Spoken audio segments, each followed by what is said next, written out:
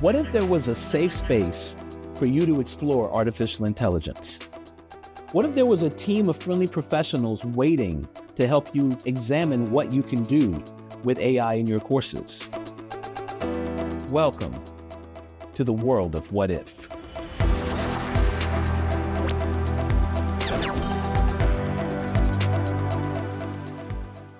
Welcome everyone, my name is Tanya Goldberg and I'm an instructional designer here at the Center for Online and Continuing Education. Thank you for joining me and my friend Artie today for our presentation on creating interactive paths and personalized assignments. So our session today will look like this. We'll basically start off by discussing how you could use large language models like Microsoft Copilot and ChatGPT to create interactive choose your own path scenarios, as well as adaptive quizzes that respond to student input. We'll also learn how to use large language models to adapt or create assignments to provide student choice. But before we get into all of that, let's go ahead and talk a little bit about the why. Why should you think about putting adaptive learning and providing student choice in your courses? Well, my argument for adding these type of assessments to your course is the same reason I'm a very big advocate for the flipped learning style of teaching. And if you haven't heard what that is before, it's basically taking the traditional classroom and flipping it on its head. Whereas in the traditional classroom, the instructor is in the front lecturing to their students and then providing some type of homework or work to do at home. The flipped learning style is having the students go through the content at home at their own pace, maybe through different modalities, videos, readings, whatnot, and then doing the more difficult stuff in class with their instructors. The reason why this is beneficial is that the traditional classroom is basically geared more towards an average student. And as we know, none of us are average. We all learn differently, we all think differently, and I was very much that student, that I had classes where I was basically falling asleep because I already knew what they were teaching, or I was in classes where I really struggled and I was afraid to raise my hand because I didn't want to get the other students upset at all the questions that I had.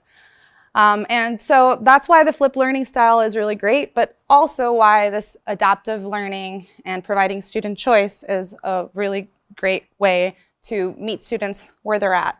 It also helps to give them more self-efficacy, providing student choice in how they're gonna show you their learning helps with multiple learning styles. When quizzes or assignments get easier or more difficult depending on how you answer, this also helps to reduce cognitive overload. It encourages reflection and retrying, and also helps center equity and access. So for those reasons, I think you should add these types of assessments into your course. And now we'll kind of take a look about theories and frameworks that support this. So to begin with, the self-determination theory really supports the providing students choice in their assignments. So that theory is a framework to understand human motivation. And it says that when learners are able to take ownership over their learning, they're more intrinsically motivated and less likely to cheat or take shortcuts. Then we could talk about Carol Dweck's growth versus fixed mindset. So fixed mindset is basically people who believe that they're born with a certain set of skills and that they're going to reach a level in their learning that is going to plateau and that they can't get any better from there. While people with a growth mindset believe that the harder they try, the more they put in, the more that they could learn and the better that they could get. And so adaptive learning really fosters a growth mindset because students actually see that in their retrying that they actually get the question right and that they can get better.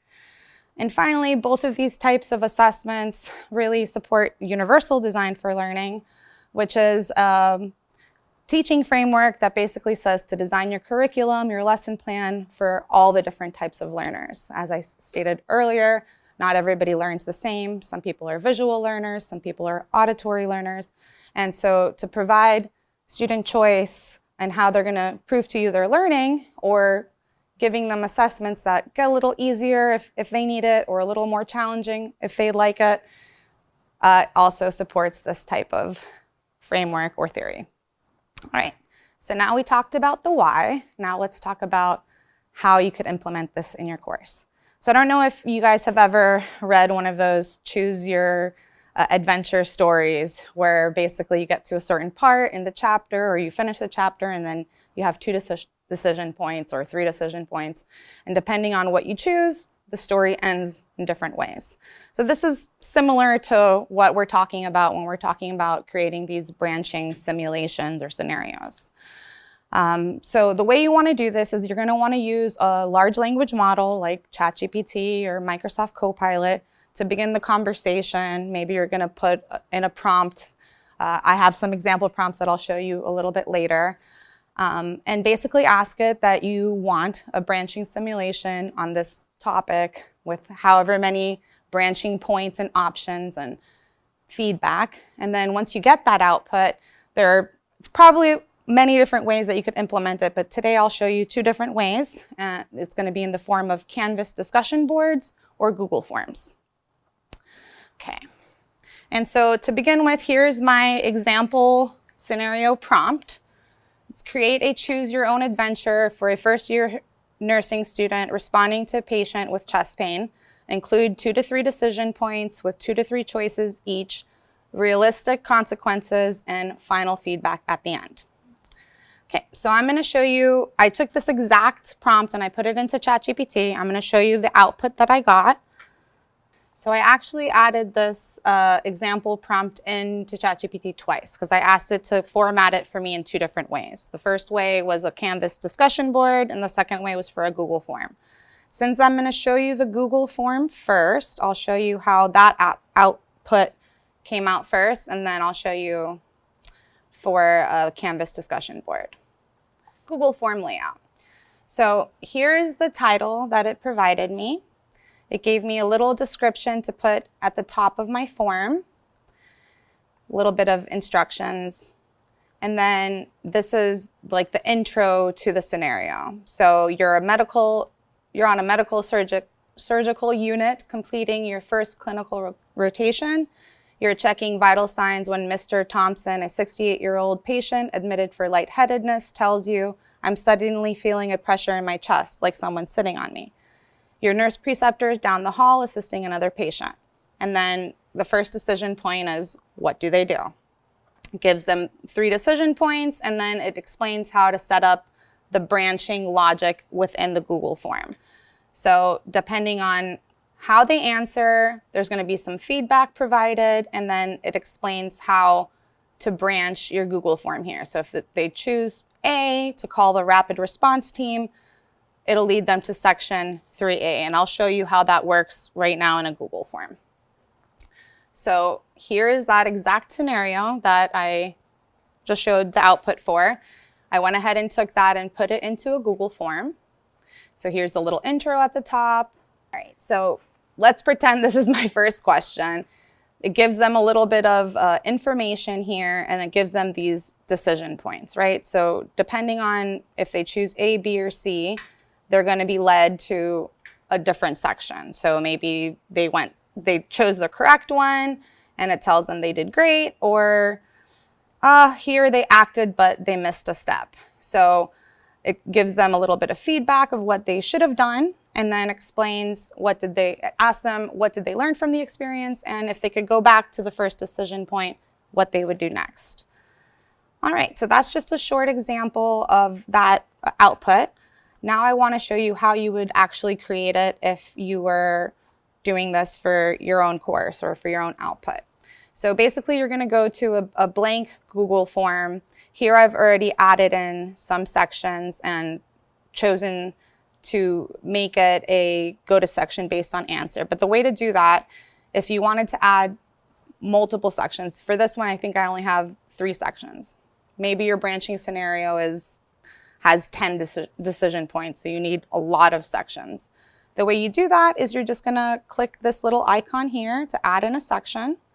And so basically each of these sections is where the student would go based off of how they answer that first question. So in the very top of the form, your first question is going to be your first decision point. You would put whatever question it is.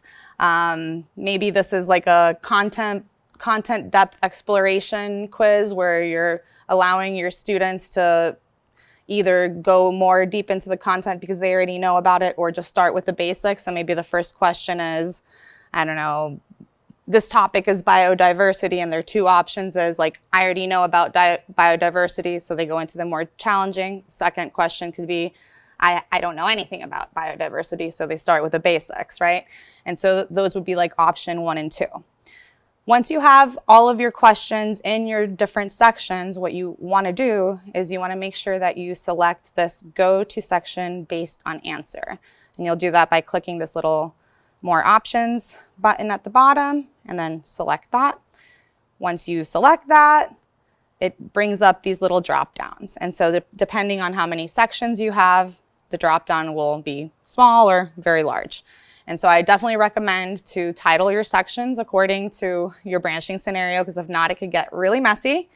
And then you would just basically, if they chose option 1, they're going to section 1. And section 1 maybe is the one that's more advanced content, right? If they chose option 2, they would be sent to section 2. And then that's the more basic content. And so that's the basic gist of how you would set up this branching scenario in a Google form. I did add in 2 resources at the end of this presentation I'll share with you guys. They're 2 YouTube videos that go into more depth of how to do this. And so that was what we just looked at. And then I explained to you that I was going to show you 2 ways of doing it. I showed you the Google Forms, and this is the Canvas discussion boards. Maybe you don't want to get so technical and do all the branching in the Google form. You could do these branching scenarios in a more simple format by creating Canvas discussion boards. The way that you would do that is that each discussion would be a decision point. So discussion 1 would be decision point number 1. I'm going to actually show you this in Canvas so that it's a little bit easier to see. So here is the first decision point. This is where they first meet Mr. Thompson. He says that he has some pressure in his chest. What do? Do you ask about his pain, location, the radiation, other symptoms? Do you immediately leave the room and go get a nurse? Or do you press the call bell and stay with the patient, right? So they had those 3 options. So here, students will read this prompt, and then they choose which of the 3 options they would do. They're going to explain their clinical reasoning, and then they're going to explain what do they think is going to happen next. Then you could have them reply to 2 classmates and discuss their reasoning if you want. You don't have to add that in. It's completely optional. But then the next week or a couple days later, you release the second discussion board. And the second discussion board is going to give them first what happened based on their decision point, right? So if you chose A, this happened. Chose B, this happened. Chose C, this happened. And then what are they going to do next? Same thing, explain their decision, explain how their response supports patient safety, and then engage with their peers. And then depending on how many decision points or paths you want, you could have a new discussion board every week or every couple of days and go from there. And it kind of gives the students that like anticipation of like, oh, what happened? How, So I think this is another cool way of implementing those scenarios. So beyond scenarios, let's talk a little bit about what else you could do with adaptive assignments. So we touched a little bit about creating adaptive quizzes. So quizzes that get a little bit more challenging or a little bit easier as the student answers. I added a sample prompt there. It's very basic. Just create a quiz on whatever topic that adapts based on correct and incorrect answers. I took that prompt and I put in a little topic, and I have an example to show you guys.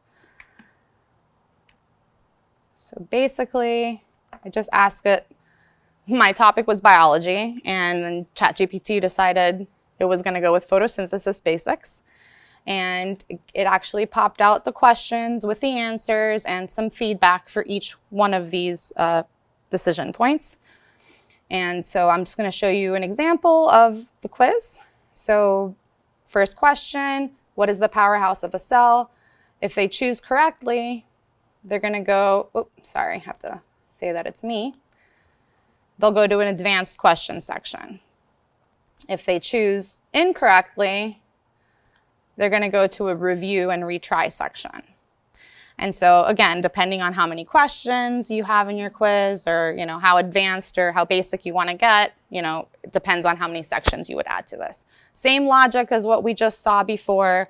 Again, there's some resources at the end of this if you want to kind of look more into this, or come talk to us after this and we could definitely help you with implementing these. The other two last things that I want to show you that you could do with large language models are create format flexible assignments. So maybe taking an assignment that you used for many years now and adapting it to be student choice. So your student could choose, I'm going to show you my learning through a podcast or through a video or through, I don't know, a play. And again, this helps with that self-efficacy. It helps with that motivation because students are more motivated to get this work done and not to cheat because they chose how they're going to prove to you their learning. Okay, and here's also a short prompt that you could use, a short example prompt. Design an assignment based on whatever topic you have, where students choose between a podcast, infographic, or essay. Now, it doesn't have to be just those three choices. There's so many different ways that students could show you their learning. And I do have some cool tools to show you for that. I did actually skip a cool tool that I want to show you now that has to do with creating quizzes. So first we'll look at this tool and then I'll show you the other one. So this tool, DIFFIT, is for instructors. It basically creates any type of content. Well, not any type of content. It creates PDFs, PowerPoints, Google Forms, and I think it had a couple other pieces of content that it could create. But basically you go in and you have a little box where you could prompt this tool what topic and what type of content do you want. So I went in and I asked it that I wanted a Google form based on learning theories. And it popped this out for me. I didn't edit it or anything. This is exactly what I got from the tool. Created a little image here at the top. It created a reading passage.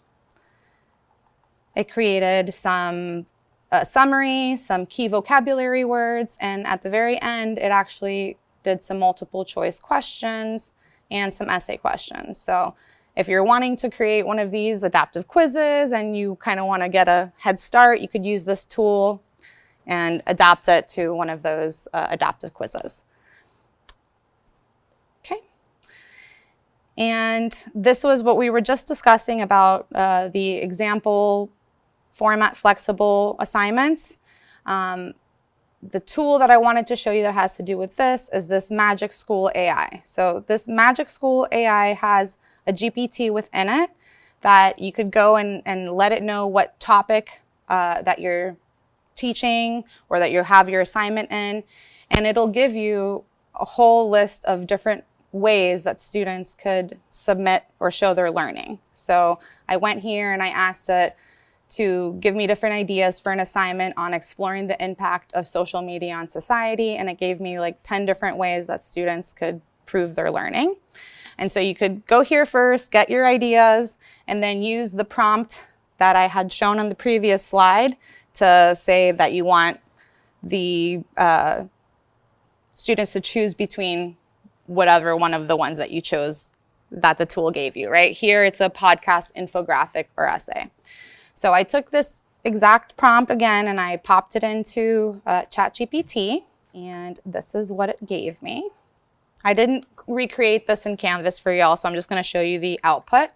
So basically here it gives me an assignment title, it gives me an overview, some objectives, and then it breaks down the different steps for the assignment. So first, students would choose their focus area, then they would do the research with using 3 credible resources, and then the third step is where they would choose their format, choose like how they're going to prove to you that they learned And so here are their 3 options: podcast episode, infographic, and written essay. And then it gives some instructions under each of those.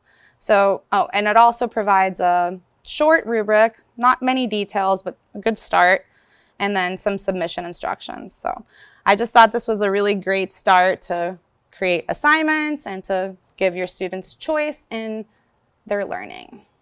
And this is the slide that I spoke about a couple of times, where we have some resources for you, some more treats. There's the 2 top links are those videos that I was talking about that kind of go into more depth about how to do the branching quizzes or scenarios. The 3rd link is a Google Drive folder where you'll find some resources that I put together for you to help you in creating these assignments. And that last link there is a link to a PDF of this book, Coach for the Approach. Some instructors at the University of Central Florida wrote this book. I always love all of the resources that they provide. It goes into some of the theory that I spoke about today for the presentation as well, so I definitely recommend to take a look at this.